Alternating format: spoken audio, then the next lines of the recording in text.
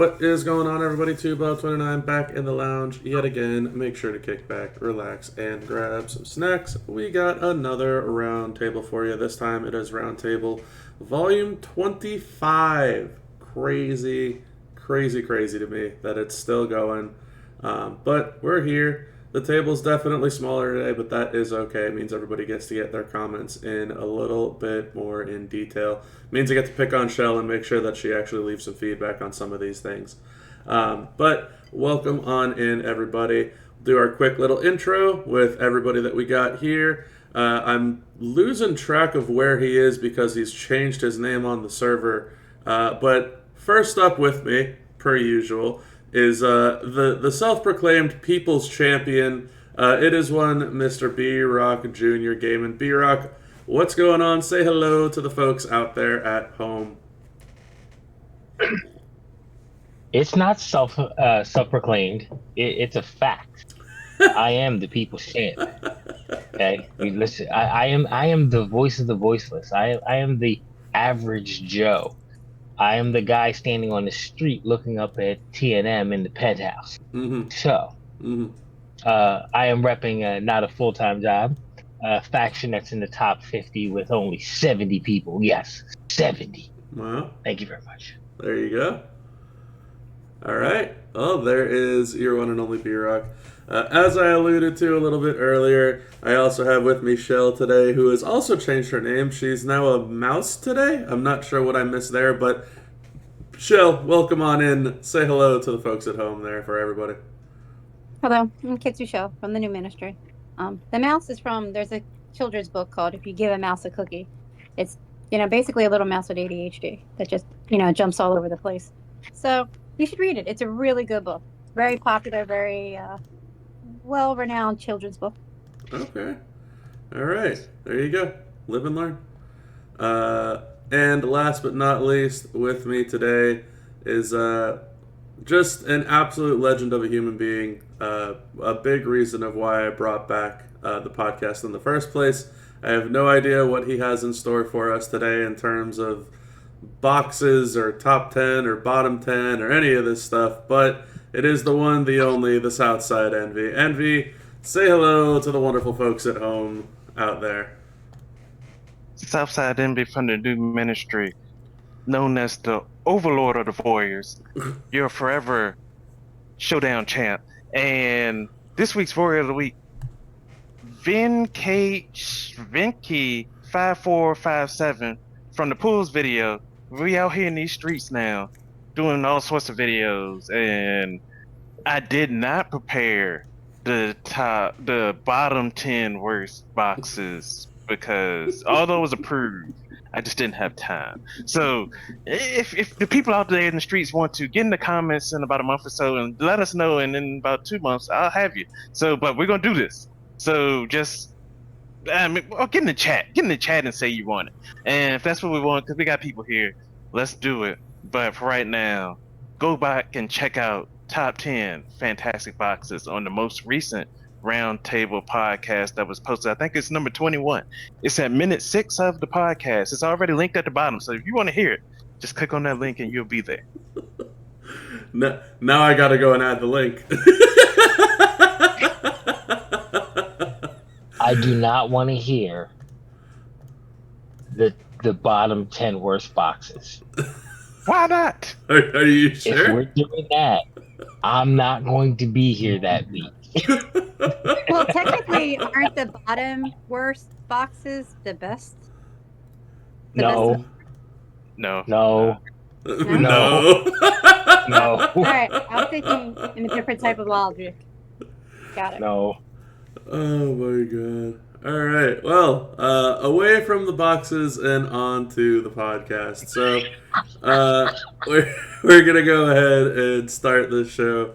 First thing that we got to talk about is the Global Heat Check Showdown.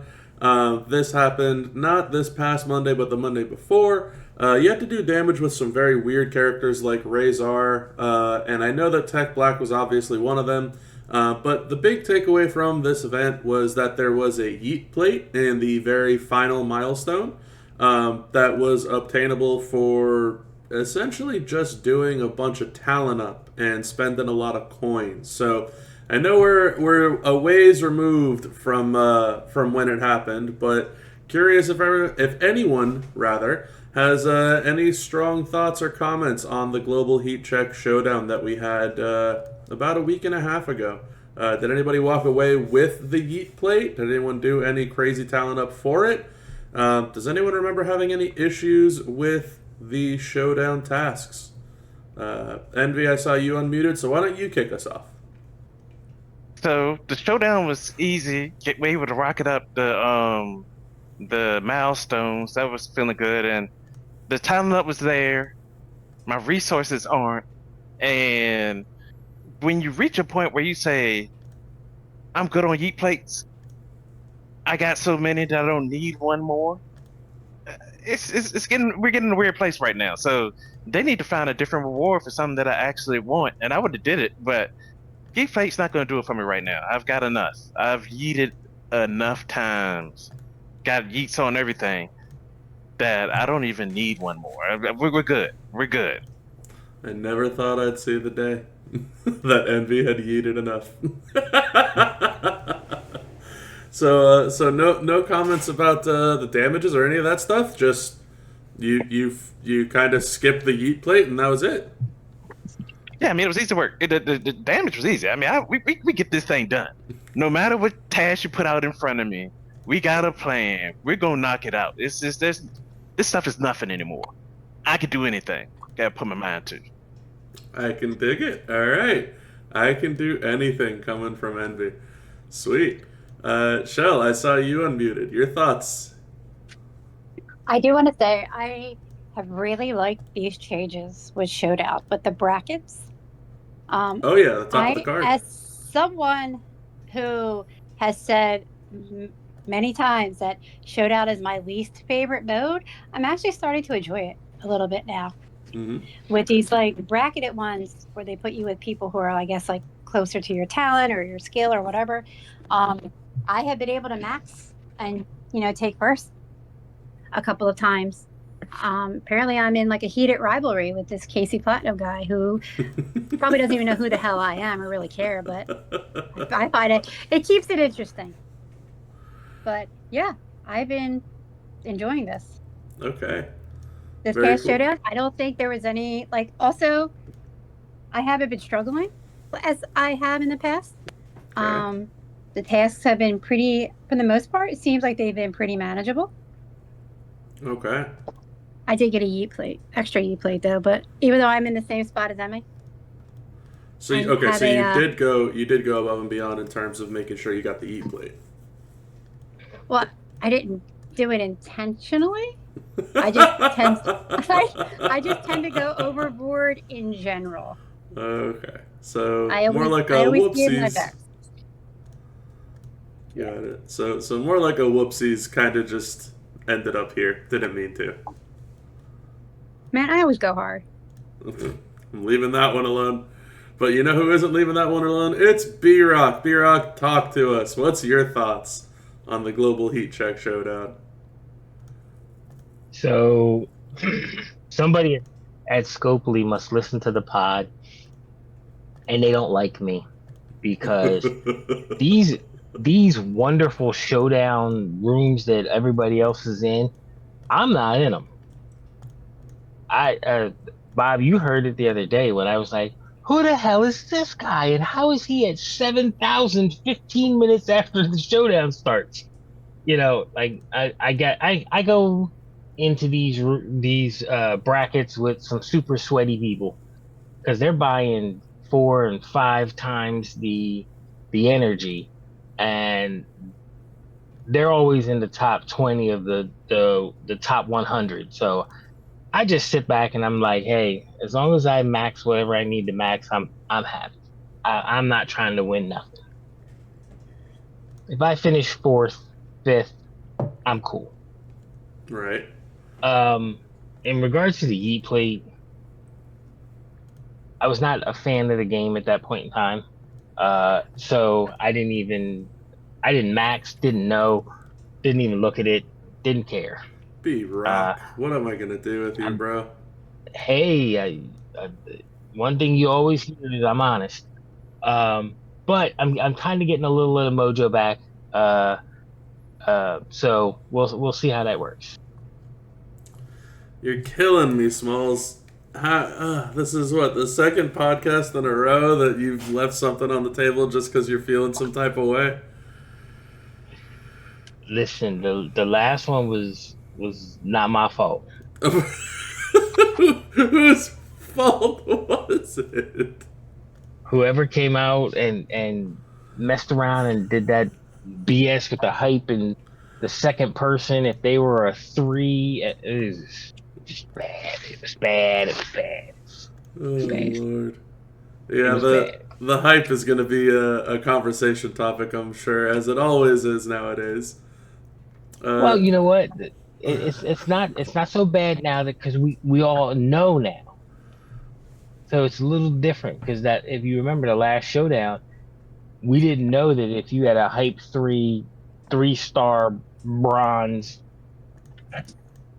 tech Oscar and you stuck it in that slot, you still went first. So we didn't know that at the time. So that was the pain point. Yeah, I mean that's also fair. People are gonna learn with this hype shit. That's for sure. Shell, I saw you unmuted. Any other thoughts on our showdown? Yeah, actually, B-Rock reminded me of something. Go for You it. know, when he was talking about these brackets in these rooms, I want to point out mine has been terrible. Well, not all right. Has been tough. Like all the guys that have been in this, these brackets with me have all been like really strong, really strong. And I personally just think like, oh, it's giving me more of a challenge, but not in an overwhelming entire leaderboard type of way. If that makes sense. Okay.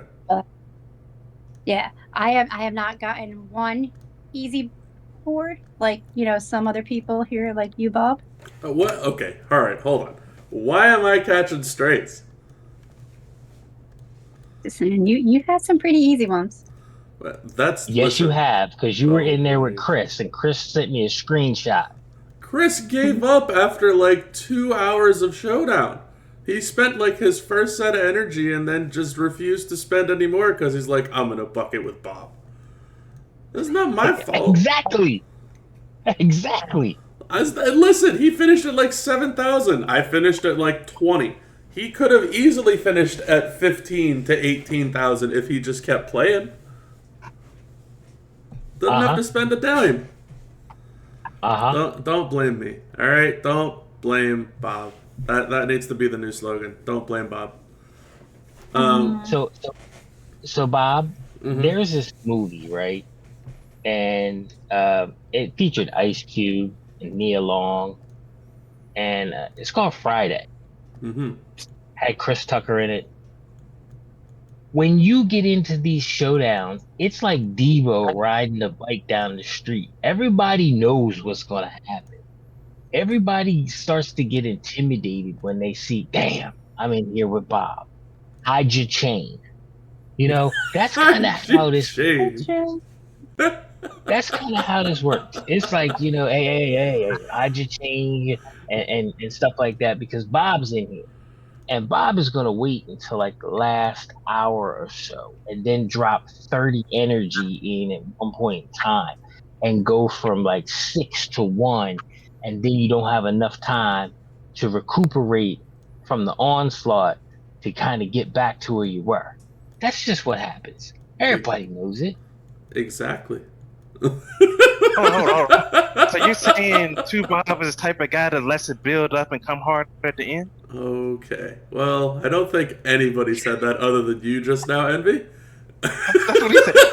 But you respect that one out in these streets. You remember I said a couple podcasts ago, what I want people to see is when they see Natalie out here, they say, oh no, I'm tucking my chain. That's the type of respect I want, but I don't get that. So. Oh no, I'm tucking my chain. I just say we need to find the bicycle wheel squeak from the movie now for when Bob enters the chat here for the Roundtable podcast. We just need to debo. I don't understand how everybody's feedback on the showdown turned into crapping on Bob, but hey, you know what? That's neither here nor there. The Global Heat Check Showdown was fine for me, as everyone has alluded to. I ended up walking away with first place in my bucket. I think that was actually hysterically enough the one that Chris and I were in a bucket together. No, that was the Ring of Fire one that I was in a group with Chris. But the one right before that, I did end up taking first in that one. It was fine. Didn't bother me one bit. There have been other ones that when I realize certain people are spending 20, 30, 40, 50 bucks to get first place for their energy, and it's just like, it's a mega on the month-long loot. Like, what do I care? It's the month-long. I don't. But it was fine. It was an okay showdown in terms of damage. As Envy has said, whenever there's a damage task, that's no problem for me. I will figure it out. And I will share the knowledge with everybody else as far as I could tell to figure it out. That doesn't bother me one bit. The idea that there was a yeet plate available for just dumping some striker talent and some coins, that to me was an easy get. And I figured, why not? Might as well just go ahead and do it. So I did. I think it cost me about 1 billion coins and like a bunch of dupe shards for like strikers that I just didn't have leveled up like fully with moves and stuff. And the coins that I dumped were on like you sometimes get fuse ups for characters that are older characters, like Rob Van Dam's striker, right? If you never took him up way before, you just have him at 6-star bronze because you got a fuse up for him. You can just dump coins into him, and it's a crazy amount of talent for a lower amount of resource spend. So I did that for, I think it was like RVD, Striker Orton, and Karrion Kross, I think, like Striker Karrion Kross. I never fully took them up, and so I went and I dumped some resources into them so that I could walk away with another yeet plate, because to me it's better to have another yeet plate on the account instead of sitting on a couple of unleveled strikers on a random Monday or Tuesday. So that was a pretty easy choice for me. I didn't feel like it was too cumbersome on the resources, which I know not everybody's in that situation, but I was thankful enough to be able to do so. But I don't really have much more to talk about the showdown from that Monday. But if anybody else does, let me know now. Otherwise, we'll move on to something a little different. They had a Discord challenge recently. So any final thoughts on our Heat Check showdown before we move on to the Discord comments? No? All right. Well, let's go ahead and hop right on into it. They had a 5-day Discord challenge, the Ultimate Titan Takeover Challenge. That is a mouthful. So, long story short, they had a daily post on their Discord that I guess it was just like silly questions. So, long story short, like the first one, for example, was tell us your top 3 superstars that you want to debut in the game or get an entire revamp in the game. And the person, like the player, with the most reactions, I guess, on their top 3 will win day 1's challenge.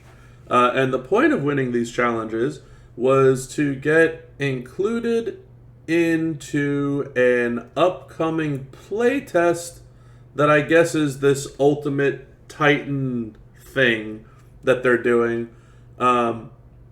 So it was interesting to me. It was odd to me that they did it this way and they went about doing it this way. But I'm curious what y'all thought about not only the fact that there's obviously a playtest coming out, but that it's not just for people behind closed doors. They tried to make it available to everybody, but you needed to participate in a Discord challenge that really is just like, hey, if you get people that know you and like you, they'll respond to your posts. It seemed kind of odd to me, but kind of curious what y'all thought. Shell, why don't you start us off on this one? As someone who has said in the last podcast that I don't even go on the Discord much, if at all, I saw that notice and I was like, you know what? Why not? So I went and I took part in it every day. I thought it was interesting, honestly. Like they were asking some interesting questions, actually. Like, who are some superstars you would like to see for revamp? So it gives you an option.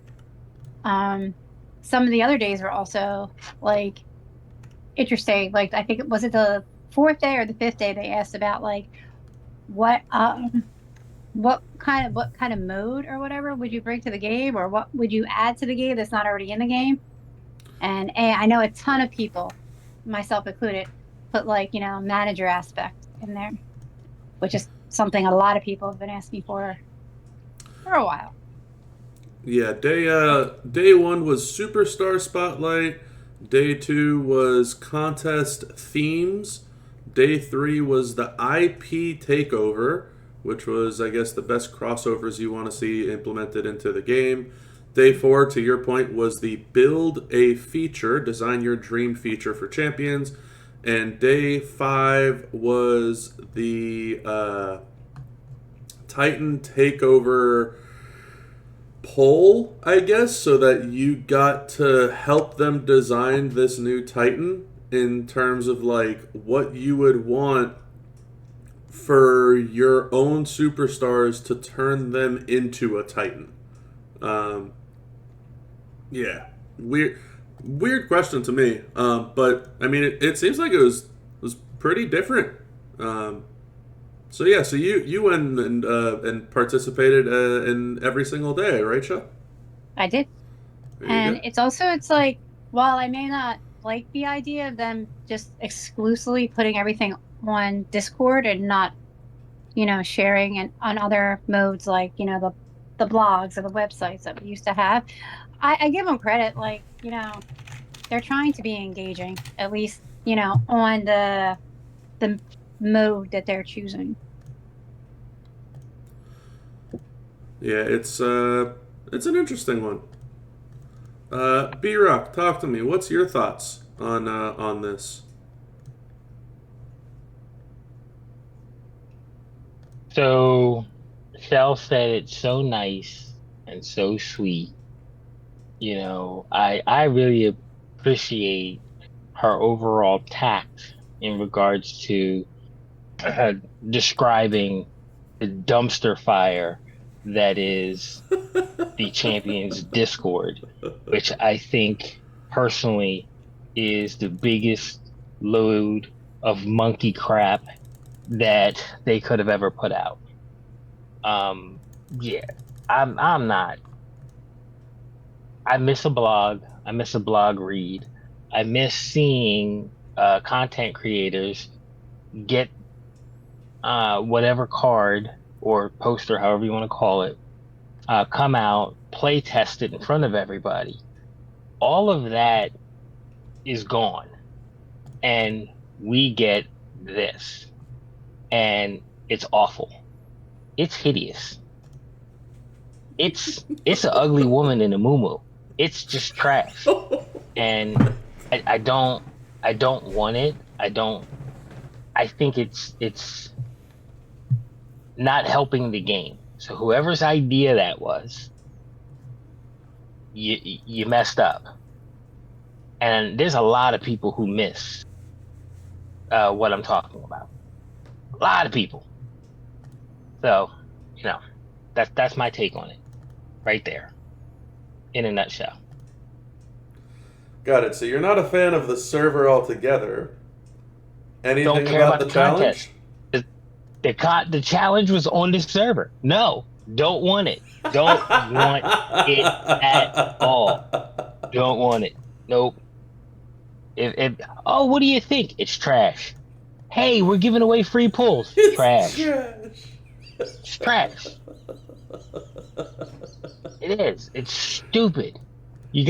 Anyway, I'm trying. I said I was going to be a kinder, gentler B-Rock and I'm trying not to be an asshole, but it's stupid, Bob, and everybody knows it. So B-Rock is not a fan of the new Champions Hub.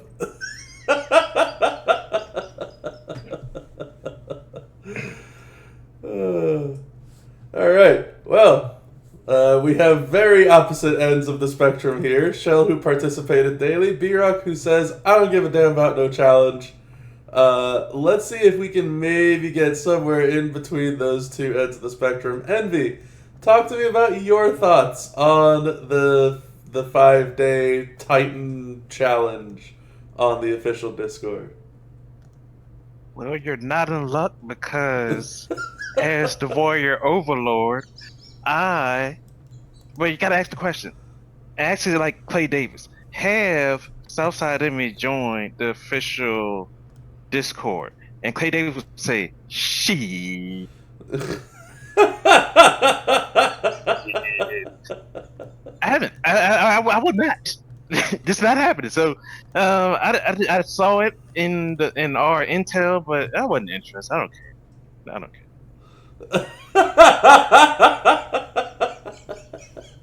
Okay, so we did kind of get somewhere in between. Shell, who doesn't really like the server, but went ahead and participated. B-Rock, who absolutely hates the server and refuses to join. And Envy, who just doesn't really care about the server, so he decided not to join. Okay, well, I don't really know where to go from there, other than you guys missed out on an opportunity to possibly be part of a playtest if you cared about that. But yeah, I mean, look, it was odd to me. It was weird to me. The little challenge, like they made it seem like it was a challenge, like you're gonna fight something or another. It really wasn't. You left some feedback, like, I want to see Joe Schmo enter the game. I would love Power Rangers, like just random stuff, right? So it was weird to me. What's up, Shell? I just want to point out, as per me, I didn't even know there was something behind this. I just saw the post that was shared in our server, like, hey, come and join into this, this daily challenge. And I didn't even know what the prize was or what was at the end of it. I was just like, okay. I didn't even know what that, like, because who would want me to play test anything? I don't know. I don't know what I'm doing. I've been playing this game since day one, and I still don't know what I'm doing half of the time. So. And then we got Shell, who had no idea she was entering a playtest contest. But hey, I'm a team player. This is true. That's funny stuff right there. All right. Well, I don't think we got to spend much more time on that one. So let's just go ahead and hop right on into the next point. The next point is that the game decided to. I think the quote was, "Let's let the women dominate the ring" or something like that. There was 7 days of freebie claims and giveaways for the females. So let me see if I can find the exact names. So Tori Wilson, Mae Young, Hall of Fame Molly Holly, Bull Nakano, Super Stacy, Hall of Fame Tori Wilson, and then Acrobat legend Rhea Ripley, as well as Blitz tickets. So you got all those characters just for logging in daily over the 7-day long week. It was weird because it happened like in the middle of the week, I think, instead of the start of the week. It was like a Wednesday or something, instead of on a Monday. So it went from 1 week to the next week, but every day that you logged in, you got a character, and you also ended up getting a Blitz ticket with it. The Blitz ticket gave you some coins, some TP, and then a bag with 50 shards or a full 6 silver poster of some very, very high-end females in the game. So I know I've seen somebody hit Nia Jax on there. I saw somebody hit Abby the Witch. I myself, even though I already had her on the very final Blitz ticket, hit, I think it was Lyra Valkyria. So there was some really good females that were in those bags, as well as shards for some, right? I hit Jackie shards like twice. I hit Michelle McCool shards. Like, there was a lot of solid female characters in the bag. So I'm just curious, and I didn't really mean for this to be like a huge talking point, but if you guys want to turn it into one, it's fine. But I'm curious what you guys thought, just out of the blue, that it was like, hey, by the way, you know, here you go, 7 free female characters, and a brand new Blitz. Make sure to just get in while the getting's good. B-Rock, let's start with you on this one. Hopefully we can turn that frown upside down. This was good. This was actually pretty good contest. The way it was set up, done very well. Wasn't a heavy lift for anything, so it ended up being, in my opinion, a pretty good contest, especially for your average player, because some people didn't have Hall of Fame Tori, some people didn't have Acro Rhea, so the prizes equaled a pretty good stint there for what was needed to be done. So I will say that you know, Scopely kind of got that one right. I mean, there's no kinda, right? It's just free stuff. There was no contest, no nothing. It was just, here you go. Here's a week worth of free shit. It was just do it. Yeah. There was no, like, you couldn't spend on anything. It was just, here's your daily logins and your Blitz, and go get your free stuff. Yep, and as long as you did it, as long as you participated, you know, you made out. Yeah. So it's kind of like the speed tour, but a Blitz. Yeah, kind of like a 7-day long speed tour, but just for females.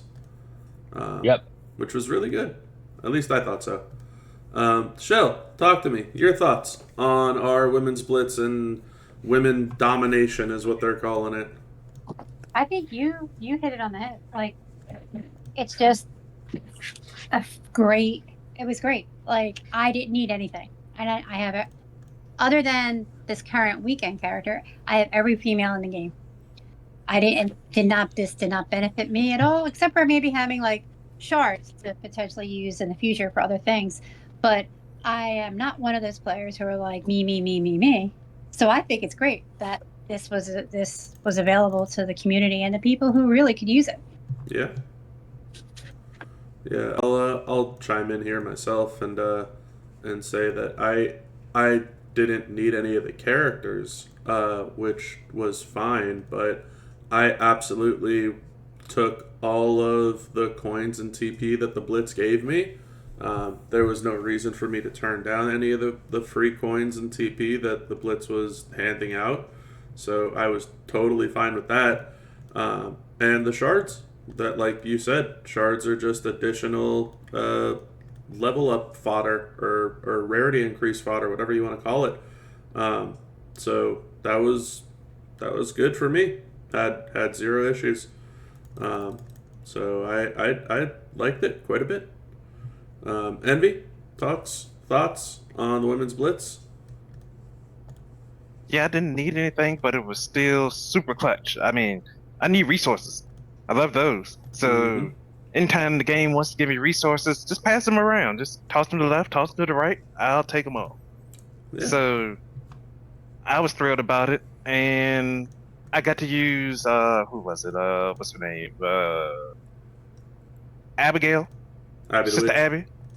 Yeah, it was nothing. I love that card so much. She's good. She's really good. Hysterically enough, I think her day has come and gone with our new Julia, but regardless, still a very good character. All right, so pretty straightforward thoughts on the Women Blitz. Seems like it was universally appreciated, whether you had the characters or had none of them. Free stuff is always nice. All right, let's go ahead and move on to our next point. We had the Ring of Fire showdown. So, yes, we had the Global Heat Check showdown, which was earlier on in that week, but now we had the Ring of Fire showdown a little bit later on in that week. That was the one where if you got first place, you got a 20 or a 21 pull on the weekend loot for Haku. I think it was a 21 pull. And then they ended up selling, I think it was like $20 for 20 loot coins or something like that to finish off your first place reward for a $20 mega. But that is not all that we have to talk about for the Ring of Fire showdown. Yes, there were obviously damage tasks and all that wonderful stuff. But outside of that, there was also a blitz going on for the Ring of Fire.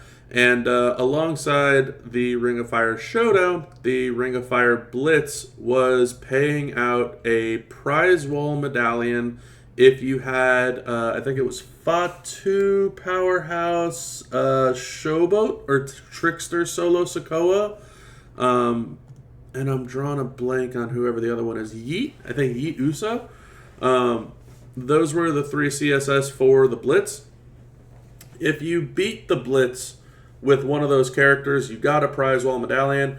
I think they were only intended to have 2 blitz tickets, but because that was the same day that the women's blitz went live, I think they got the 2 blitz tickets mixed up.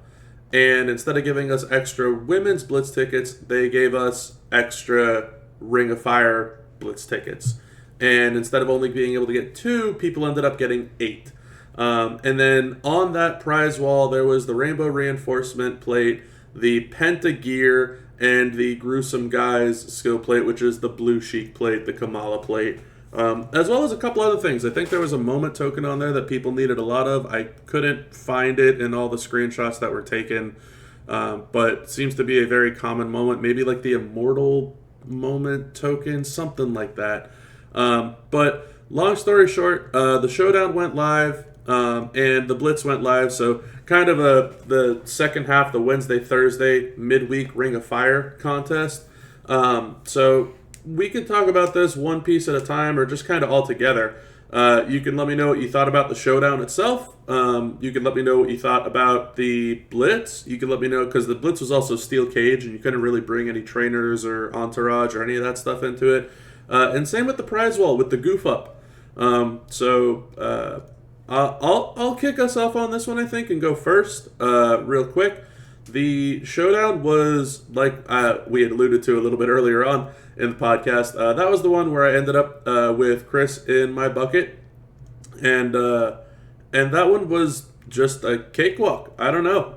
To B-Rock's point, I guess people see my name and then just fall off, which is weird to me because I don't compete very strong in showdowns. But hey, I'll take it. So if people are going to be afraid to compete, that's cool too. I ended up walking away with a win on that one for $10 worth of showdown energy for a half of a mega pull and a whole lot of points towards the weekend contest. So the showdown was just fine. Didn't have any problems with that. The blitz was also pretty smooth sailing. Got through that with Yeet very easily.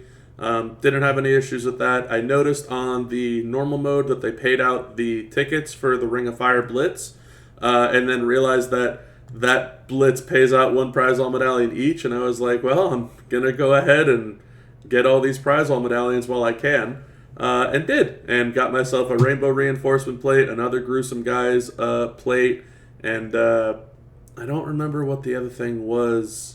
Something else, some other plate, like a transfusion plate, leech plate, or something like that. But ended up getting a decent amount of stuff from that prize wall.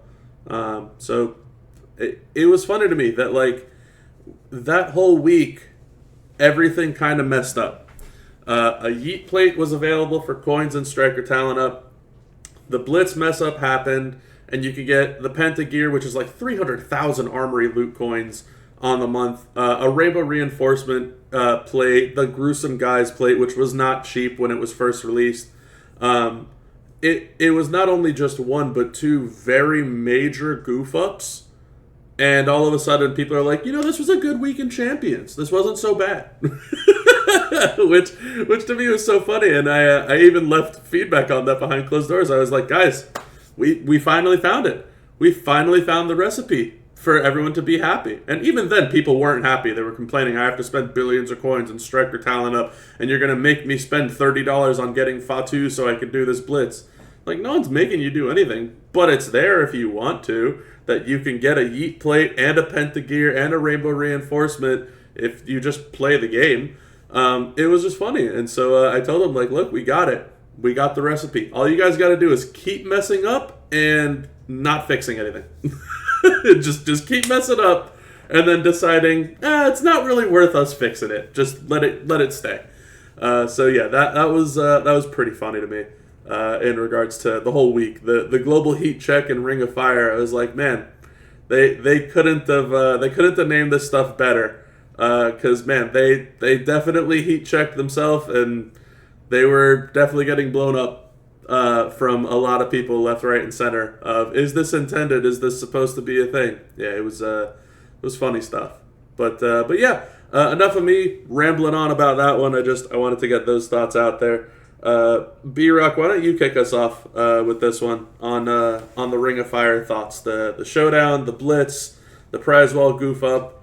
Any thoughts, any comments on any of it at all? So, in regards to the mess up or whatever, great job, fantastic, way to go. I enjoyed it immensely. I think the fact that they didn't fix it was a feather in their cap, so to speak, because then it's like, oh man, we're not gonna punish everybody for our mistake, as they, in the past have rolled stuff back, this, that, and the other. Mm-hmm. The prize wall was awesome. I'm one of those people, so I took advantage, and I got a couple of things that I said, okay, I need this. So I got a couple plates, and I even messed up one round, so I only had 8, and I ended up with 30 TP bags at the end because I only had 8. So I said, all right, instead of getting a plate that I already had, I chose to try to get some TP because my name's not Bob and I don't have 6 million TP sitting around someplace in a closet or, B-Rock, whatever. Can't we just get some feedback from you without you throwing me under the bus? Nobody's throwing you under the bus. It's well known. Anybody who doesn't know is oblivious. Okay, you got bags from 1974 sitting in your inventory before the game was created. I'm not even born as of 1974. You got hoarder tendencies when it comes to certain stuff, and I appreciate the hell out of it. I actually admire it. I do. I sit there and I say, Jesus, this guy's got issues. Lord. You might be Dexter. I don't know. This guy's got issues. But overall, it was a good way to recoup some of the TP that I didn't have and I needed. So I was like, all right, this works. In regards to the showdown, as I stated before, I just got really bad luck with the people who I end up in, and I don't understand how I end up with the people that I end up with. And I look and I'm just like, all right, let me just go ahead and get my stuff because I'm not gonna spend $60 on energy for a showdown. I'm just not. I know the people who are doing it, and you see it right away. And I'll be at, after my first 8, I'll be at like 3,000, maybe even 4, and other people are at 10 and 11 within the first couple of hours. So it's just like, all right, well, the only way for me to compete in this lobby today is spend, and I'm not going to spend on a showdown. I'm just not. But okay, but if it's worth getting a full mega, is it not worth spending the $10 for it? But it's not $10. Bob. If it was $10, we wouldn't be talking. When Okay. you know what? Next time I'm gonna do this. Next time I'm gonna screenshot it and send it to you, and then you're gonna be like, "How is he at 12,000 and Showdown has been been on for 2 hours?" It's that kind of stuff that I'm seeing, and that means that you bought several energies in the first however many minutes. Yeah, but see, that's so easily uh, beaten because people that spend early don't get as many points as you if you spend late. If you spend late and you keep fighting people that are 2,000, 3,000, 4,000 notoriety higher than you will consistently get 400 plus notoriety per win. These guys, Right. when they spend early, they're lucky if they get 150 to 200. They're just spending early to try and make it look like they're ahead of you and you have no chance of keeping up. But they're spending Right. more than you and getting less than you because of the time that they're doing it. I completely understand that, Bob, because we didn't had this conversation. Yeah. But what happens is they set it. They already go out and they spend their money early on, but then they continue to spend it later on. Mm, that That's I why I can't said, help you with. yeah, they continue to spend because when they're finishing, like I said, in the top 10, top 20 of the game overall. I I don't think know the what to last tell time you. I gave you the last guy. Remember the last guy I gave you? I'm not gonna put his name out there, but when we looked, he was in 35th spot. Where did he finish? Ninth. Yeah. So he finished That's ninth overall. yeah, So that's I just looked at the that and I'm like, that's a bucket that you're gonna lose. exactly. That's just there's no sense in me even worrying about it. Let me get what I need to get and keep it moving. I mean, look, there was a time that I got back to back buckets with a faction mate of mine who was absolutely flooring everybody, and I just knew. I bowed out right as the bucket opened, and I look, and his name is all the way down there in 26th or 27th place, whatever that number is. And it's like, I'm scrolling, I'm like, this bucket looks good, I should probably be able to fight for this one. And then I see his name, and it's like, hands in the air. I'm done. Yeah, nope, Like, nope. that's all. Sometimes you gotta bite the bullet and know where you're at in that bucket. And I messaged him both times. I was like, well, all I'm gonna do is act like your bodyguard. You can have your first place, and I'll have fun without spending on energy, and I'll go for second. And anyone that I see in our bucket that's trying to climb after you, I'm just gonna hit them on Showdown, and I'll take their notoriety away. That's the goal. That's the whole thing. Um, yeah, it's frustrating at times. But the bucket thing altogether, I'm a fan of it. I think it's been a fantastic addition to the game. It does suck sometimes when you get a bad bucket, though. There's no doubt about it. Oh yeah. It's not that I'm not a fan of it. It's just that, I've come to realize who is who. And now that I know who's who, I just say, all right, well, if I see this name or if I see certain names, I'm like, all right, let me just grab what I need to grab and keep it moving. My problem is I haven't had one yet where I haven't seen a big time. I've been in it every single one. I look and I'm like, damn, how am I? Perfect example. I was in one with a certain person from Woken who has, we'll just say, in the past has had big wallets. And when I saw that, I was like, all right, well, that's a wrap. Yeah, And I mean, we all know he's got two letters in his name, and you just sit there and you say, okay, so why am I even bothering? First off, how am I even in here with that person? Because my roster and their roster is completely different. hey, everybody's got a way. That's for sure. But all right. So any other thoughts on the Ring of Fire there, B-Rock? Because we kind of derailed there. Yeah, a little bit, but I will say that I think that the Blitz, if they do that again, I think that that was beneficial overall to the entire community. I think the Blitz was the best part of that whole thing. Yeah, definitely agreed. Shell, why don't you chime in here? Talk to us. So honestly, I completely forget what we were talking about now. By The, this point, you, I the love you, B Rock, but I'm like, what?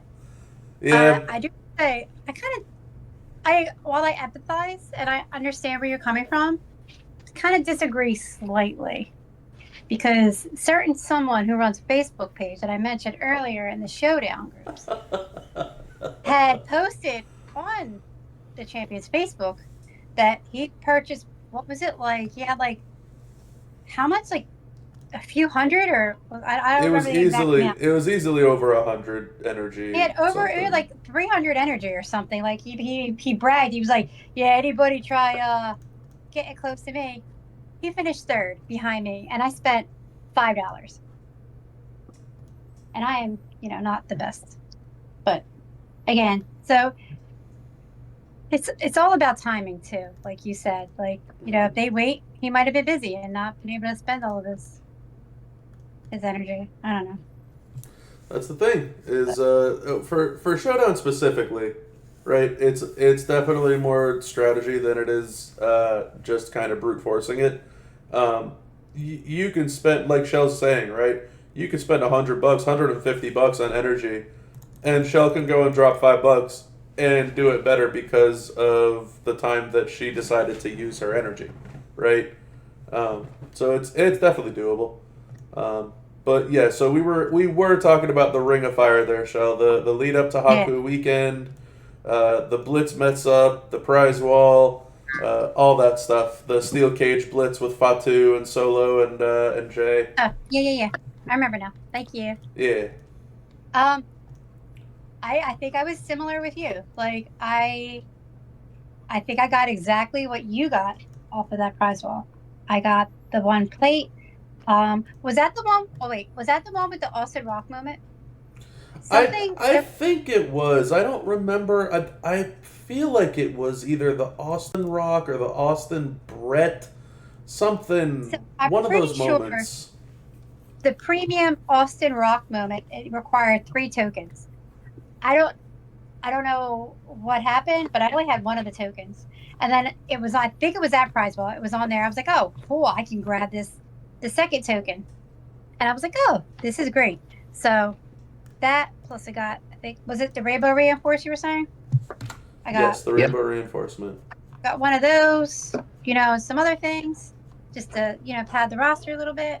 I think it was pretty great, and much of I think B Rock had said earlier was that I like that they're just not punishing us for when they made a mess up.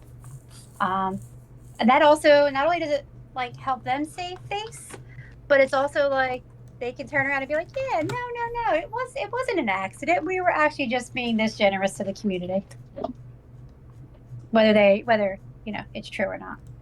Right.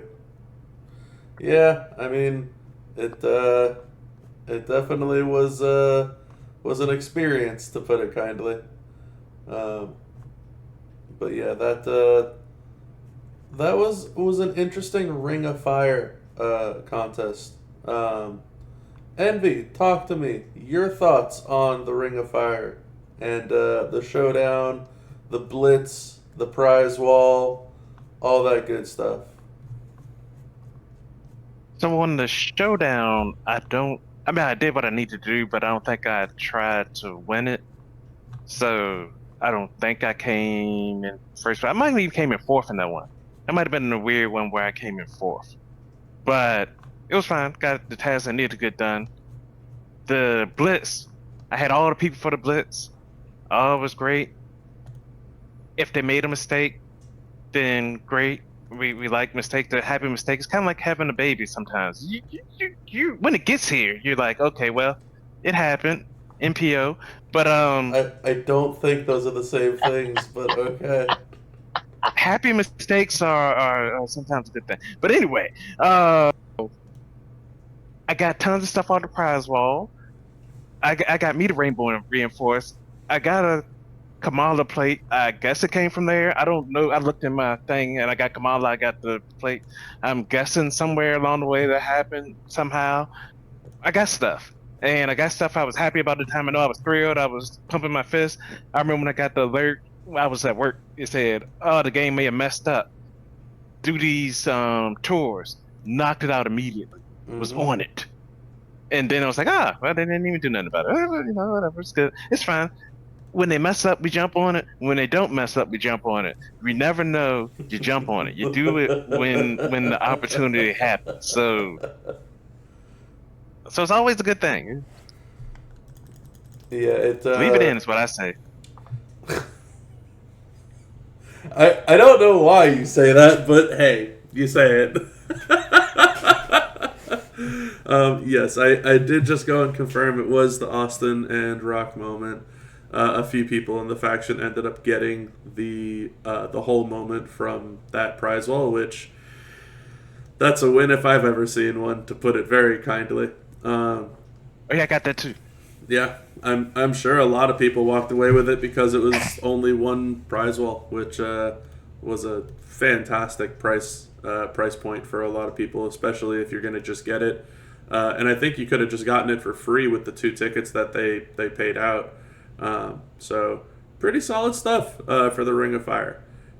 So again, I think we found the recipe for a successful week in Champions. Make a whole lot of mess ups. Don't fix it. That seems to be the trend here. Anything else on our Ring of Fire Showdown, which was the lead up to the Haku weekend, the Ring of Fire prize wall, which we've talked about with the reinforcement plate, the moment, the pentagear, or the Blitz itself. I know we didn't really talk a whole lot about the Blitz. I don't think there is much to talk about with the Blitz. It seemed pretty straightforward. It was a little bit tough just because of Steel Cage, but I don't know that there's too much to go into detail about that. Anything else on any of those before we move on to the weekend, the Faction Boss weekend? Alrighty.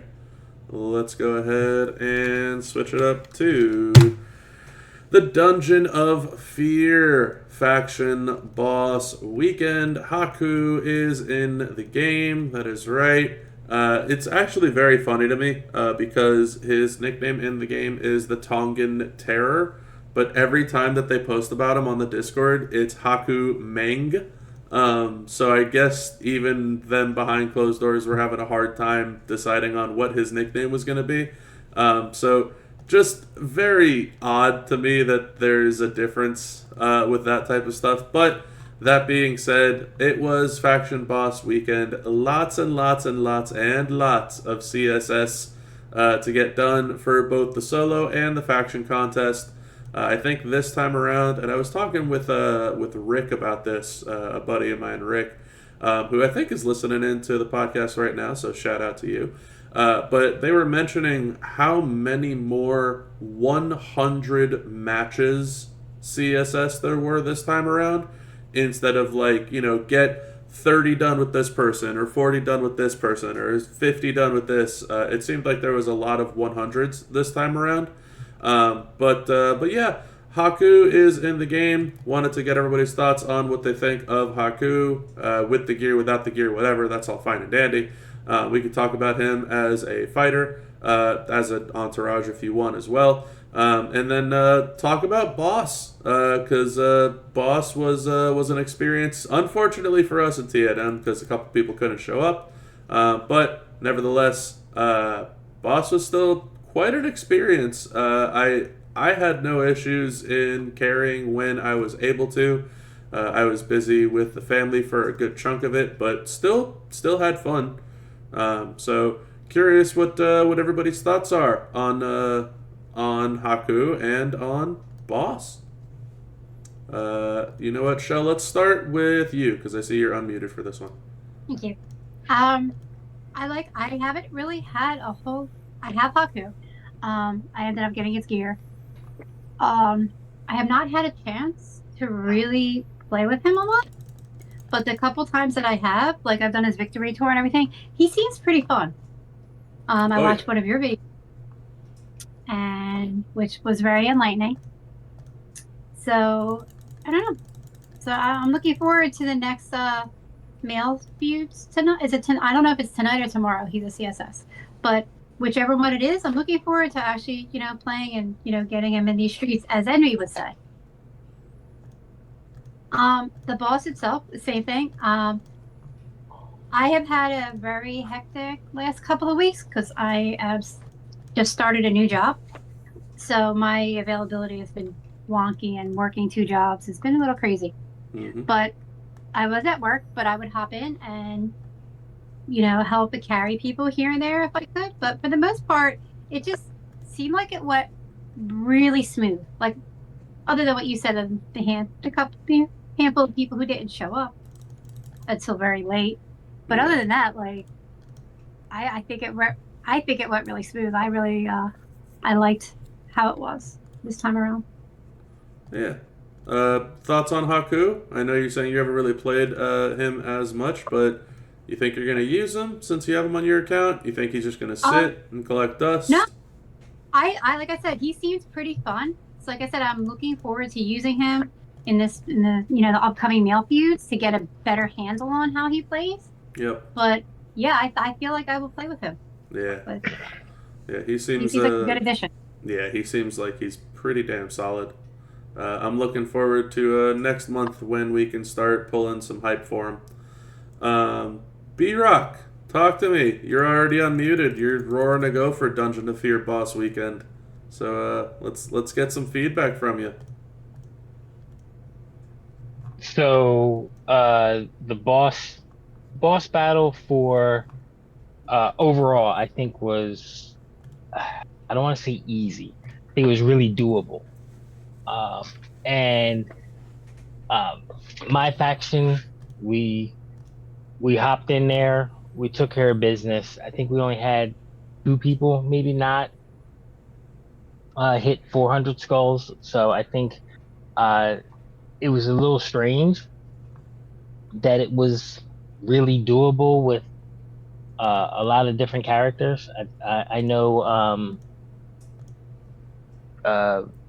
Redneck Austin was huge Mm-hmm. for the boss. So I think it ended up being, a pretty good boss battle. It wasn't overly restrictive. In regards to Haku, I'll let you know in like 2 months when I get him. Because I'm not getting him anytime soon. But I think that's where he lies. I started taking the shell approach. If I don't have him, I'm not really looking. Or if I'm not even close. So right now, he's not one of the ones that are on my radar. So I guess that's kind of the best thing I can say about it right this moment. All right. Pretty straightforward stuff. Envy, you want to chime in on this? Sure. Boss battle was, it was boss battle. It was easy. It was simple. If only everybody was sure. But yeah, I didn't go after Haku. I Okay. knew there was a possibility that things were coming down the line, and as I've said plenty of times recently, it is no fun having all the new characters because the prize walls start looking sorry when you don't need the shards. So I need to have somebody out there that I'd be like, oh man, can't wait to see Haku on the prize wall. So that's how I am right now. Is I can't wait to see Haku on the prize wall. He's not on it this weekend. So what do you know? But yeah. But yeah, they should have called him Ming. They put the whole contest in all the Ming world and call him Haku because that's his WWE name. That was a sucker move. They should have held out on Haku and just called him Ming off top. I will say you better watch out with that type of talk, otherwise B-Rock's going to start calling you Southside Evo. But Shout out to Eva. shout out to Evo. But yeah, I don't know what the deal is with the with the naming convention. I still laugh at it when I see all the posts that it's like, all right, requirement, Haku, Meng. Like, that's not his name. It's Tongan Terror. If you wanted to call him that, call him that. But no, it's funny. The boss itself, like I was saying, doing the boss was fine. I ended up crushing and solo carrying with Coco. That was a great choice. Bionic Austin seemed to do really, really well also. So solid options there for a lot of folks, to put it kindly. I thought boss itself was okay in terms of carrying it. Shouldn't have been an issue. Shouldn't have been a problem for a lot of people out there. It was definitely very doable. However, that being said, Haku was not the easiest to get. And I think they wanted it to be that way because he's fairly good. They are also consistently giving him just a boatload more damage and benefit. Like, they are giving this guy such an insane amount of items. I guess bells and whistles is what I used to call him, right? So he has a gear. He just got a new skill plate. They came out with a new moment. Everything under the sun that you can possibly add onto a character to make them better, they seem to be doing with Haku. Which is kind of weird to me because he's already pretty strong as is. But I guess they want to double down and triple down and quadruple down with that mentality. So be it. That's fine. I will definitely very openly say that you need none of it to make him very good. But if you want to push for that penultimate damage, then sure, by all means, go for it and get it, right? I don't see any need. He's got a very strong gem damage setup without all those things. With all of it, obviously much better. And then he's got an insano move damage setup, which I personally love and will continue to use. No one's going to deter me from using that.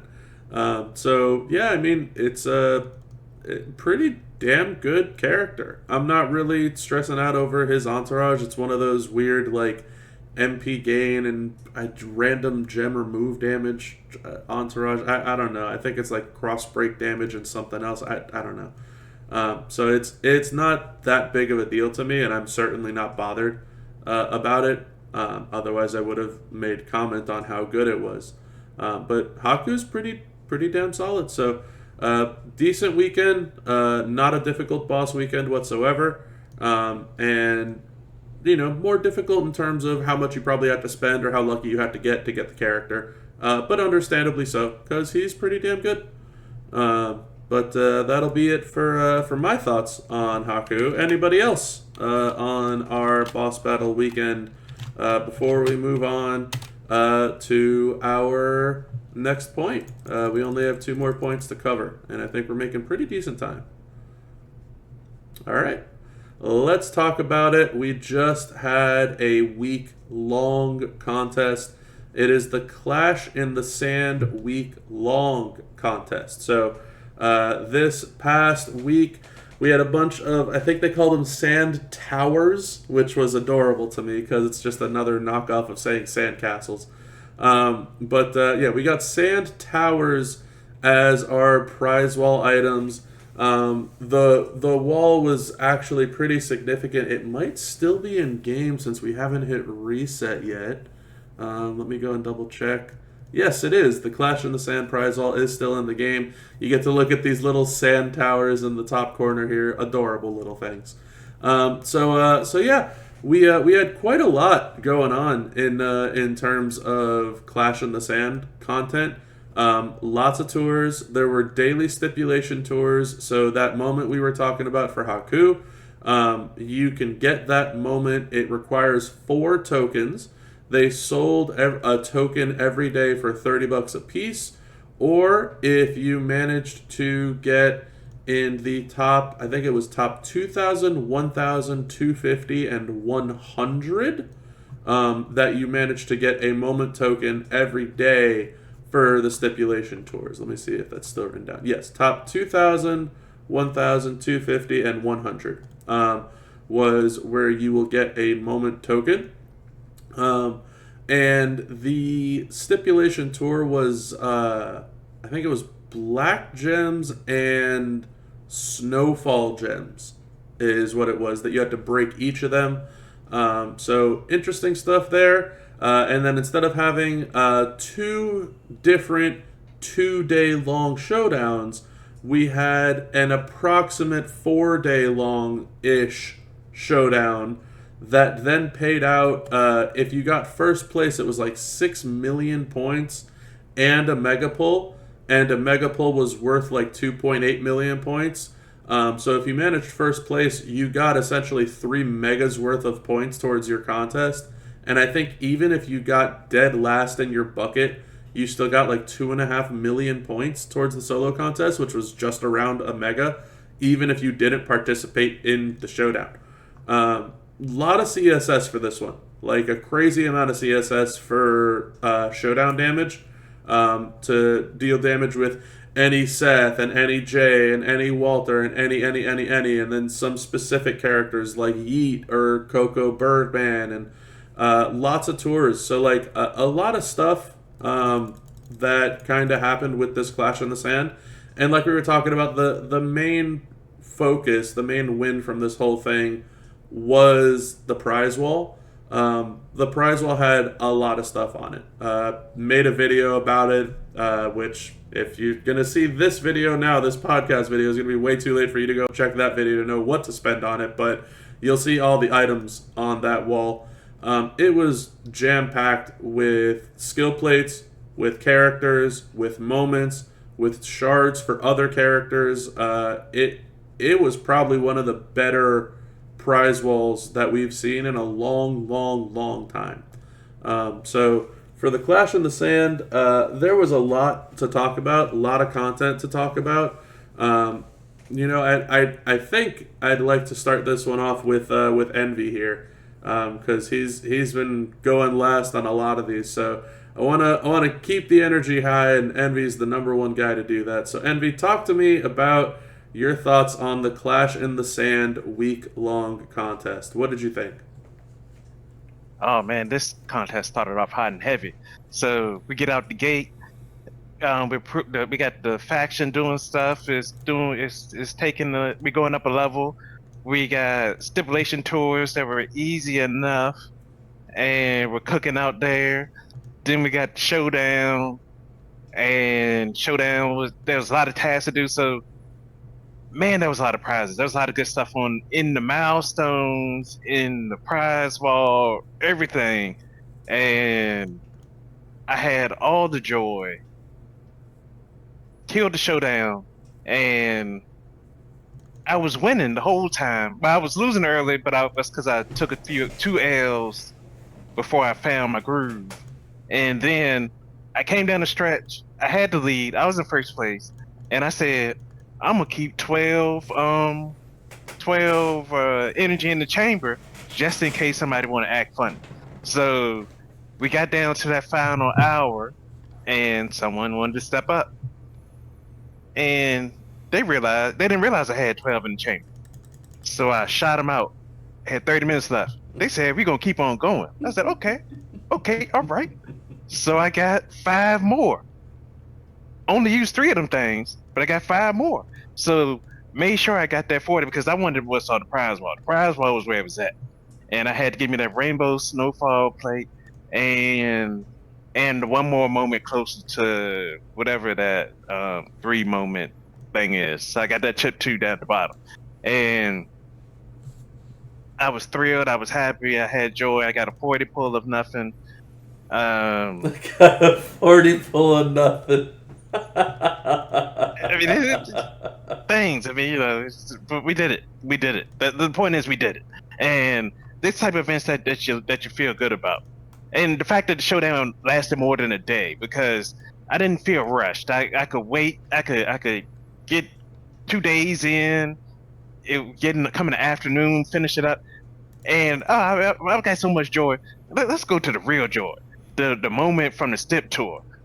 Oh boy, they didn't ask for anything crazy in the promoter thing, or not the promoter, but whatever you call it, the enforcer thing, Enforcer. because I had all the people. I had all the people. I did not have them high enough, so I had to do some talent up. I had to do a lot of talent up. Did a lot of talent I didn't want to do. But when you tell me I can use people on my roster to get it done, and I'm going to get a moment out of it, I'm not going to miss. I'm not going to miss. I've told y'all several times, you give me a stipulation, I got the stuff, I'm not going to lose this thing. So we did it. We did it. We did it. All right, so sounds like a great event for you there, Envy. It was.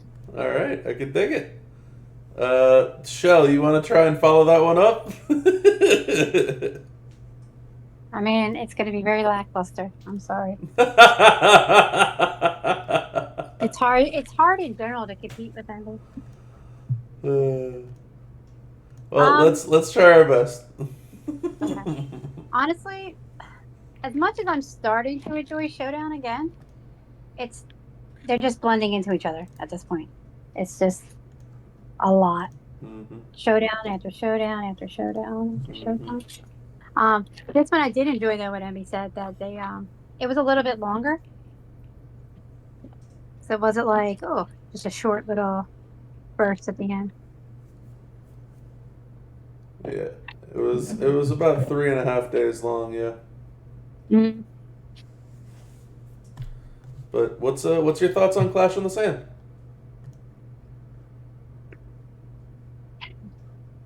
It was okay. It was okay. I do really like these stipulation tours that they've been doing, where you can the top 100. That it goes down with top 1,000, top 500, top 100.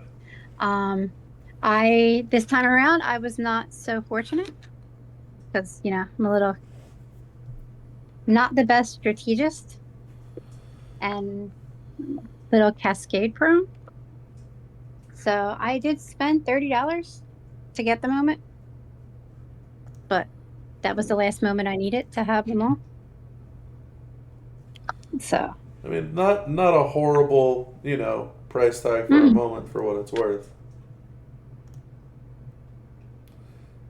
Anything else from the prize wall? And any thoughts at all on this Clash of the Sand, Shell? I feel like I have to pull your teeth for this one. I feel like you're pulling my teeth this time around. I'm sorry. Like I said, it's been kind of a hectic week. Yeah. So I'm trying. The class. This is the one that had the Haku plate on it, right? Yeah. Yeah, this is the event that we just had the whole week long. Yeah. Okay. What'd you end up stealing from the prize wall? It's still live. I ended up getting the last Austin Rock moment token that I needed. Okay. I was happy to see that those were so close together. I was thinking like, oh, they just put it up, so we're not going to see it again for like a couple months. But they put it up right away. If that was a plus to me. I ended up grabbing the Haku plate. Okay. And I grabbed. We were talking about it last night, and I honestly already forgot what I picked up. Besides that, we were literally in voice chat last night, Bob. Yeah. My brain is just. I am literally that little mouse with ADHD trying to do too much at once. But I think I got a blue barber plate because I did not have one. Okay. Not that I had a specific intended use for it, but I felt it was better to grab something that I did not have because it may come in useful. Absolutely. Overall, like I said, I liked the showdown. Like it was pretty chill. It was able to I like when I don't have to rush and I can take my time and get it done. Gotcha. And that's kind of that's how this one was. It felt. All right. Well, I mean, walking away with 3 days of Stip Tour moments doesn't seem like a horrible week. and only a $30 price tag for that moment is definitely worth it. That moment is very good. So, all right, sounds like a hectic week for you, and not so focused on champions is what it sounded like. Nothing to apologize about. Real life comes first. But I will definitely go ahead and move on to our third person here. Mr. B-Rock, tell me, did you love it or did you hate it? The Clash in the Sand week-long contest. What did you think about everything, my friend? Clash of the Stand was okay. It was above average. I actually the prize wall made the contest better than the contest, and I think that was cool. Okay. I ended up like 1,000 short of where I needed to be for what I wanted. And that part kind of sucks, but it was my fault, more or less. Life be lifing. So I had to kind of turn around and look at like secondary options. I did not have Muscle Man Bray. He was one of these people that I never was able to get enough shards to get him. So I took him off the prize wall, and I took Mommy shards off the prize wall, and then some econ to end it out. So I got stuff that I didn't have that is going to be useful for my roster overall. The showdown, like I said before, it's just I just got bad RNG with it, but we'll figure that out later on. I will say, when they give us that extra time for showdowns, or they make it more than just like a weekend, I think that's very good. Overall, I think that's the plus in it. I will say that they're looking to do different things, which is, I think, is a plus as well. They're looking to try to do different things to spice it up. We got that, what was when we had the blitz? It was like 9 nodes for the blitz that they messed up, so it was like 72 matches. So you're kind of getting that. I would like to see a little bit of change in regards to the energy, because the energy was 2 hours instead of an hour this time, and so we didn't get the replenish that we've gotten in the past. But overall, it was a good event. I mean, it's also very difficult for there to be like a perfect energy system when it comes to like a 4-day long showdown event, you know.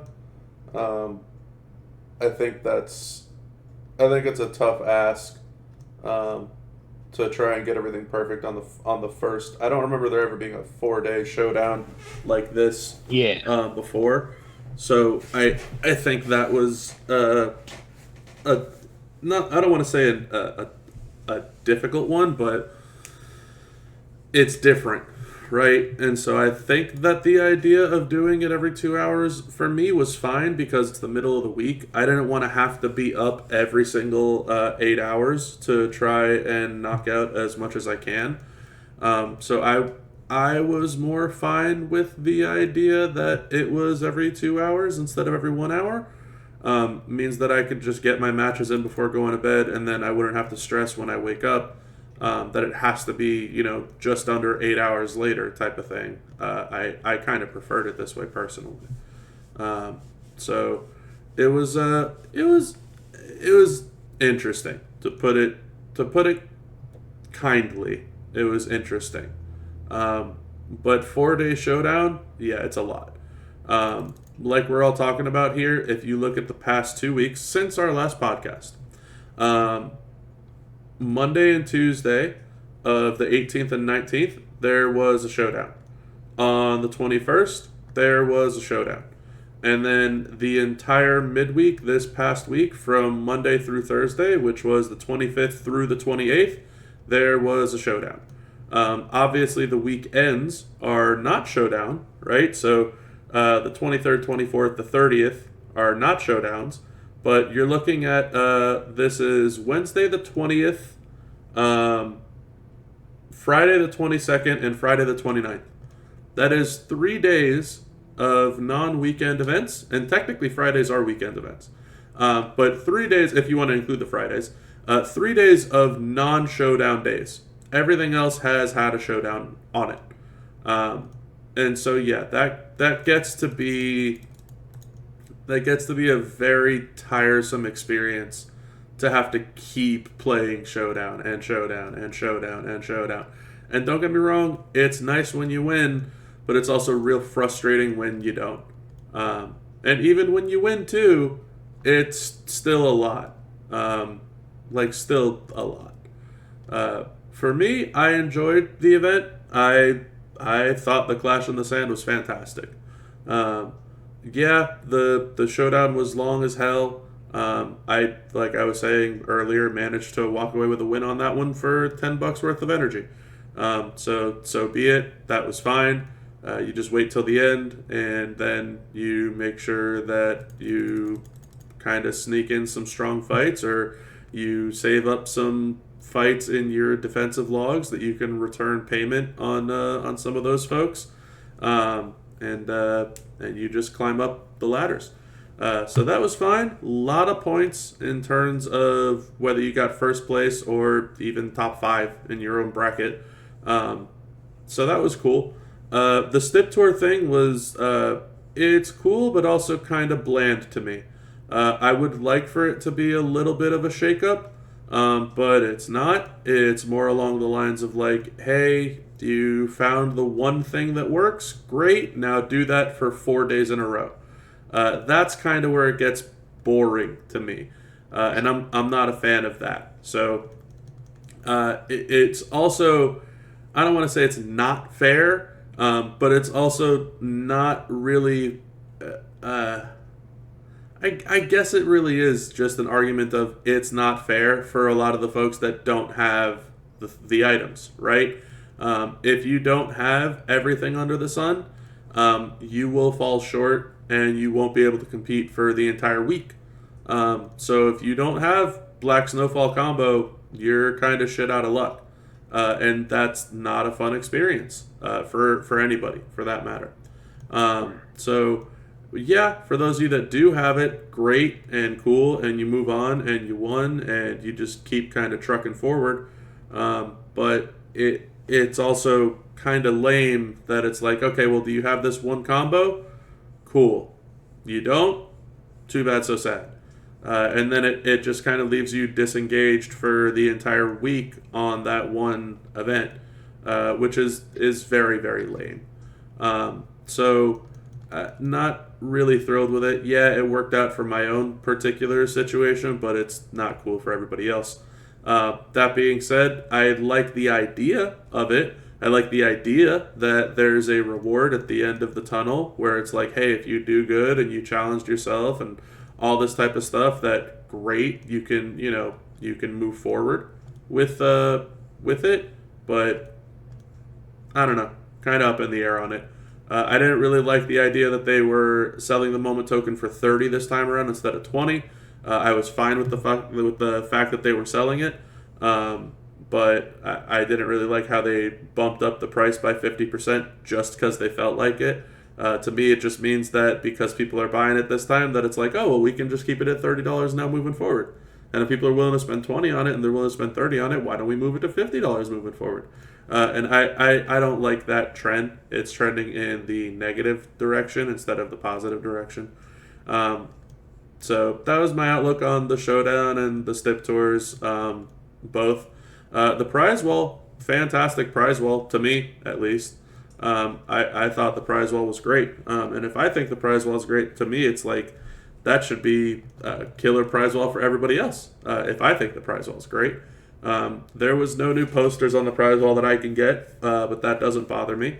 There was still a brand new skill plate on there, the Rainbow Snowfall plate, which, like I mentioned in both my video and times before, that is essentially the Snowfall version of the Yeet, Snowfall version of the Punk Gauntlet, Snowfall version of those very strong, very OP plates. So if you can get one, make sure to get one. So that was a win. There was really strong skill plates on there. There was really strong 6-star gold posters. It's not even just like, hey, you get this character at 3-star. Like, no, you get this character at 6-star gold full. Like, that's insane. People could get Nia Jax for like less than 10,000 prize wall, and you're gonna get 10,000 prize wall just for playing on the week. So big wins for a lot of people across the board when it came to the Clash in the Sand contest because of the prize wall. Was the contest the easiest? Probably not. Probably a little annoying for some folks, but doable. Yeah. And yeah, to kind of piggyback on it, a lot of the tasks for additional points were tied to the showdown, and the showdown lasted almost 4 days long. So it wasn't like you needed to get everything done right then and there. You could kind of play at your own pace. So altogether, I thought it was just fine. I enjoyed it quite a bit. And I think that just about anyone under the sun that played for that week walked away with a benefit. Whether it was a huge benefit or not is a different story. That depends on what your roster looks like, how much you were willing to spend on that week, so on and so forth. But you should have walked away with a pretty solid benefit. But yeah, that's my take on the Clash in the Sand. So anybody else on anything that I might have missed or anything that they didn't feel like they got to say in for the Clash in the Sand before we move on to our finale point, which is our Flash Feud weekend? Going once, going twice. Sold. To the Beach Baguette Flash Feud weekend. I guess this is a play on words for the fact that there's the Clash in Paris or something like that that's going on right now. So we have the Beach Baguette Flash Feud weekend. Brand new into the game, Stephanie Vicaire has made it into Champions. She is a modern striker. Everyone is losing their mind over her because it's Stephanie Vicaire. I've seen her wrestle, I think, all of once, maybe twice. I don't know. But everyone's losing their minds. So hopefully everybody out there that wants to get her can get her. As a fighter, she's good. Is she great? Not really. That's kind of where my take was. She's good, not as good as Naomi. She's good, maybe on par with Queen Nia Jax, somewhere in that range, right? So, like, is she the top of the top? No. Is she top 3? Arguably. Is she top 5? Probably, when it comes to modern striker females. So, she's good. I'm not losing any sleep over if I get her or not. I will definitely try to get her because I always try to get all the new characters just in general. That's how I work. As for the weekend, yet again, we have very limited information because of the new information format that B-Rock loves so much. So we get everything on Discord now. So it's telling us that there's a certain amount of points everywhere. It told us about the CSS for each feud and the steel cage bonuses for each feud. But then it took, I think, another day and a half for us to get the feud lineups. So I don't understand why there's a break in the information. It seems very incomplete every time that something gets posted. And then something else has to wait to get posted now compared to when we used to just have it all on Thursday, which is, it's very sad that that's what it's come down to, that it's like, hey, 4 hours until feud kicks off. By the way, here you go. Here's your lineups. Like, why couldn't we have this Thursday night like we used to? So very frustrating experience for not just me, obviously, but everybody. And the big change this weekend is that now in the Battlegrounds competition, instead of you getting 1 point for war score or 2 points for war score like it's been in the past. Now you get 3 points per war score earned. So your progress on the battleground competition has grown even more. So yeah, that's pretty much the big takeaway this weekend. Obviously, new Stephanie as well. And we don't have just typical prize wall, but we have baguettes as our prize wall now.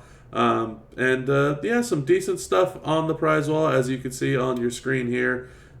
Nothing crazy to me to have to go wild about. Some people might be able to recruit some characters just from shards, which I wish them all the best of luck. For me, this is a very easy skip prize wall. But nevertheless, I'm done rambling on.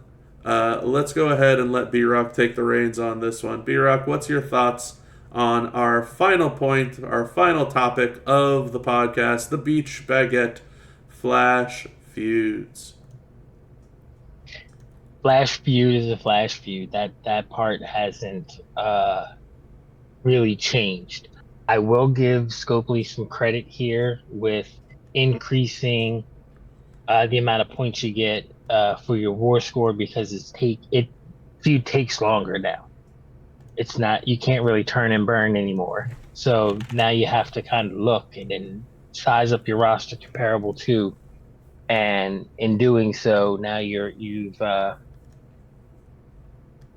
made it a lot longer for your matches. You know, people used to be getting matches done in 3-4 minutes, 5 minutes, somewhere in that range. Now it's just taking longer. So less feuds. So I like the fact that they were at least forward thinking enough to do that. In regards to the poorly placed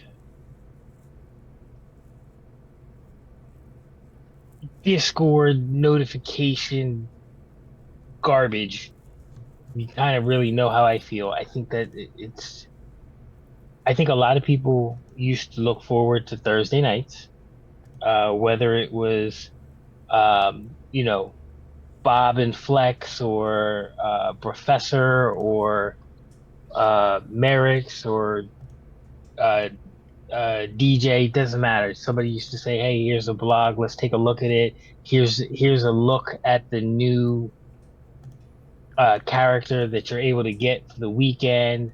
Sometimes we had it where you could, you got to see it being played, and sometimes you didn't.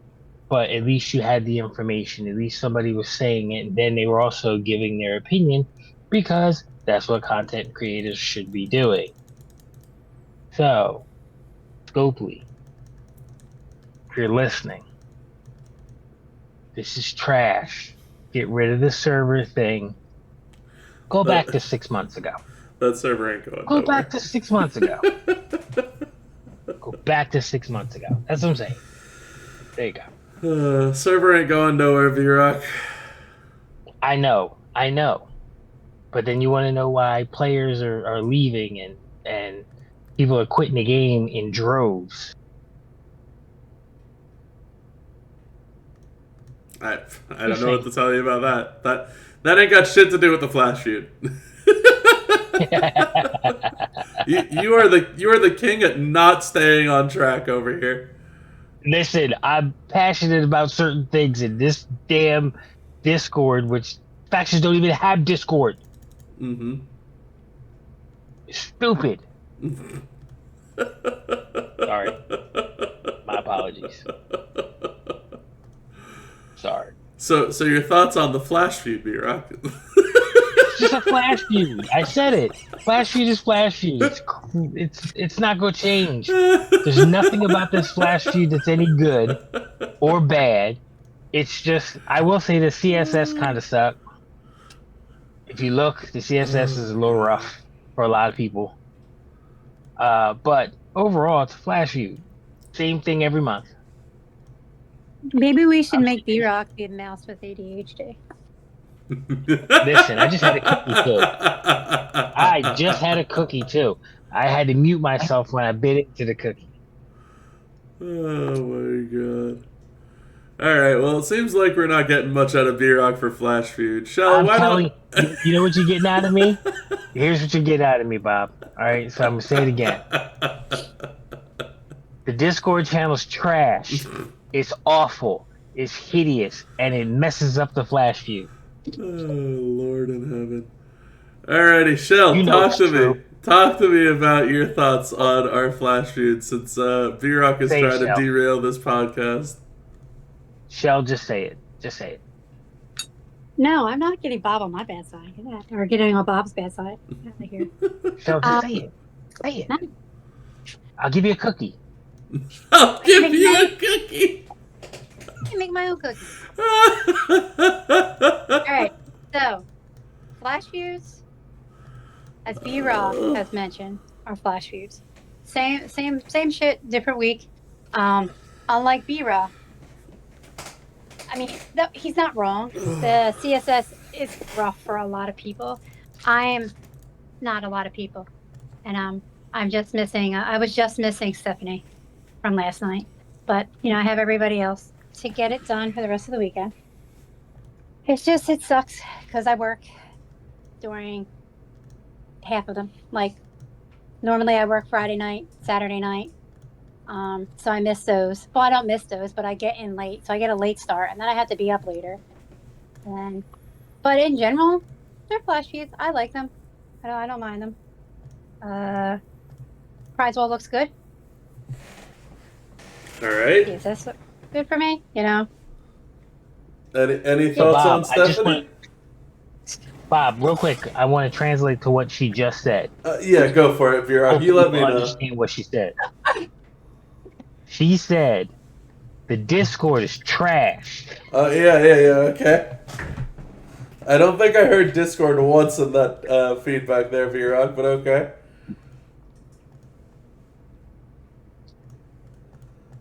He didn't. Yeah. Yes.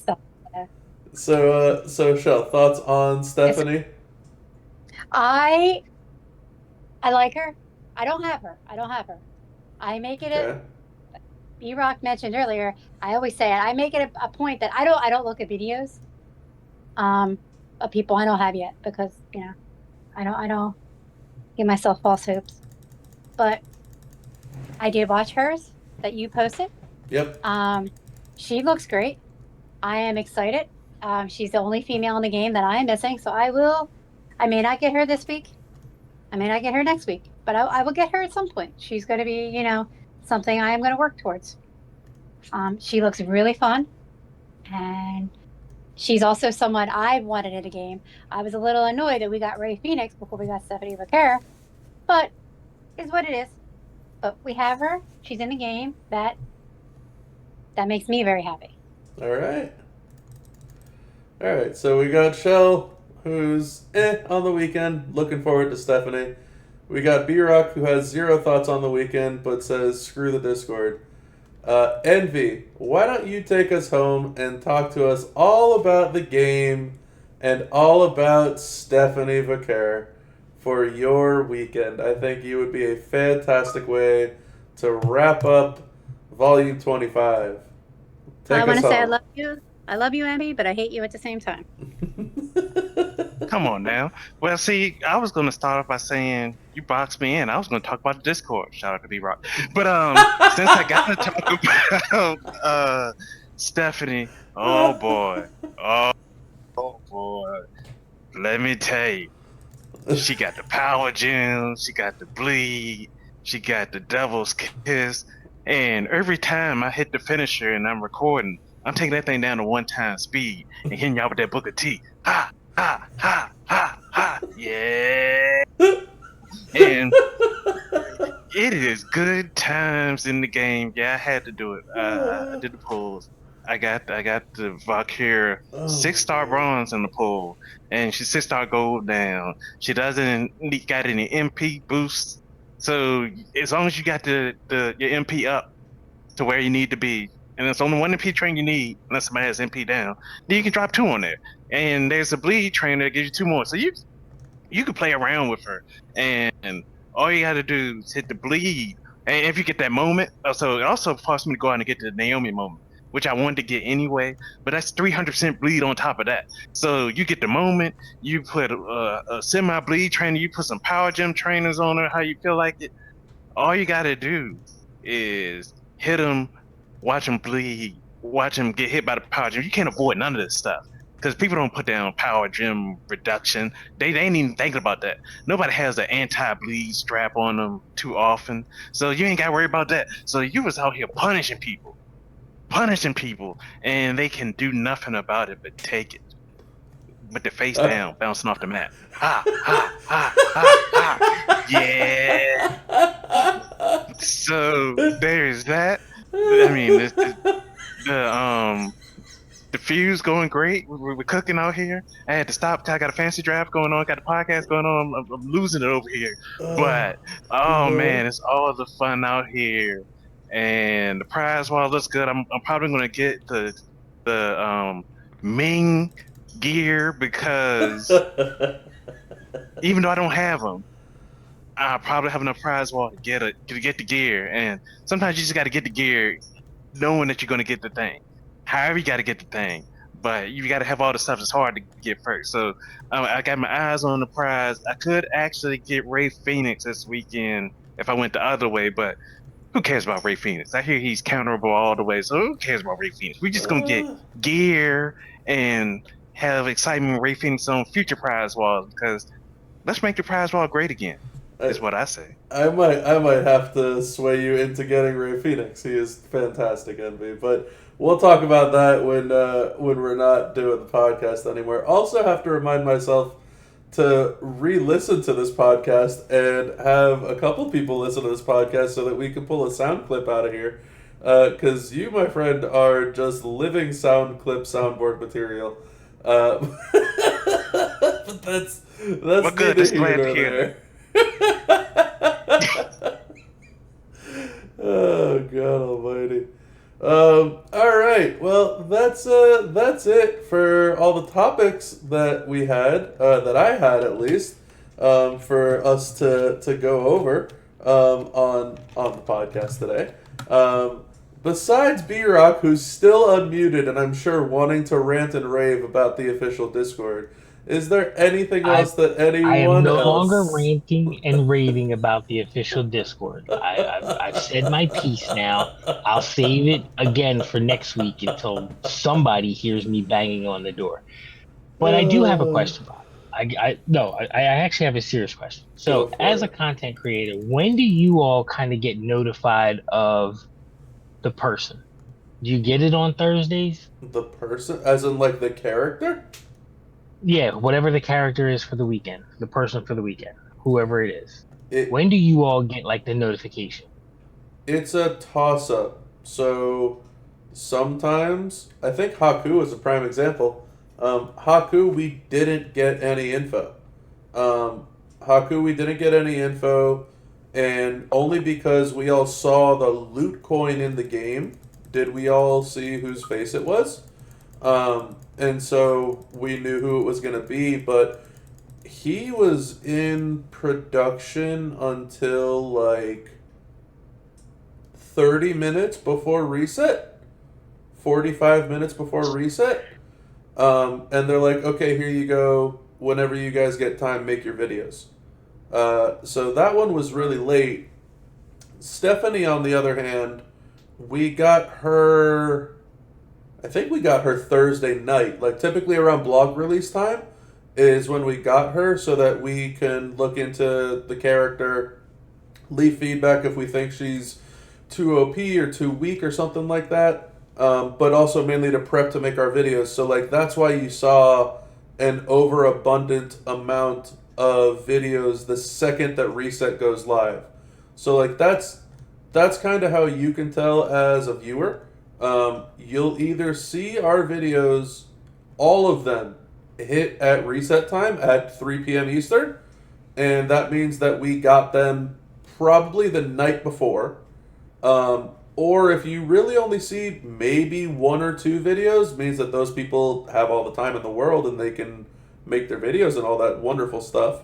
But that kind of means that we either got them the morning of or maybe an hour or two before the contest goes live.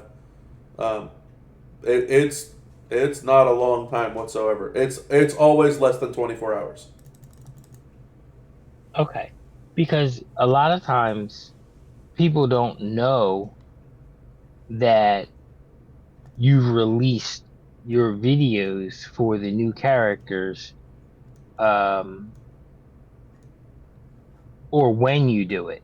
Because I think a lot of people, used to like to see gameplay, or used to see, I'm a perfect example. I used to, watch you guys try to. I know you get it a little ahead of time, but then you're on Twitch and you're still figuring it out because you maybe only played it like 50 times. So I think that's something that if they're gonna load stuff up to the Discord, I think they should have it to you all early enough for everybody to kind of catch who it is and what they're capable of doing. Oh, trust me, I Does that make wish. sense? Haku was a prime example. He had issues with some of his moves. So like one of his moves was like make the top row into snowfalls or something. Make the middle row into multi-gem. Some nonsense like that. Where it essentially was the same thing as the bottom row or the middle row. There was no real difference or something like that, but it was messed up. And it was wrongly coded and wrongly worded, and it was just one of those things where like, yeah, he got rushed. And there's really no ifs, ands, or buts about it. That's just what happened. But yeah, not just me, but all the creators kind of comment on like, hey, we need this stuff a little early so we could test it and let you know if it's working right. It could be something as simple as, hey, generate 5 gems, and it's like, well, I'm not generating anything. I'm just getting MP, right? Like, could just be a move that's worded wrong. But we always try to push for getting the stuff a little bit earlier so that we can test it and then make sure to give feedback on it and that it can get fixed before it goes to the live client. Gotcha. But whether that happens or not, different beast. But anything else that any of y'all want to bring up before we close out the podcast? Alrighty.